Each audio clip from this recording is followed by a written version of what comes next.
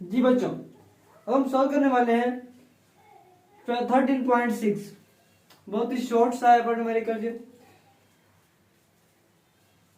कि a point charge plus 2 coulomb is transferred from a point at pressure 100 watt to a point at pressure 50 watt. What will be the energy supplied by the charge? एक 2 column के point charge को 100 वाट प्रेशनल वाले point से 50 वाट वाले प्रेशनल point पर मुंतकिल किया जाता है। चार्ज की मुहैया करद एनर्जी की मिकदार क्या होगी, हमने ई मालूम करना है।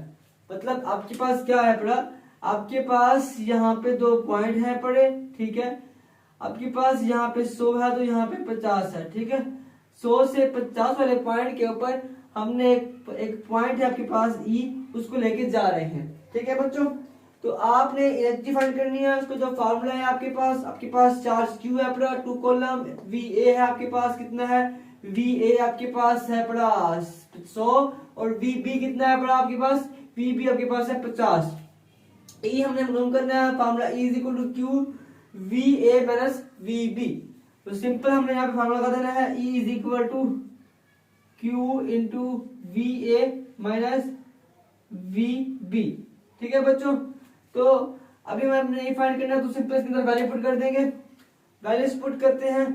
क्यू आपके पास कितना है, 2 है पड़ा, 2 कॉलम, और आपके पास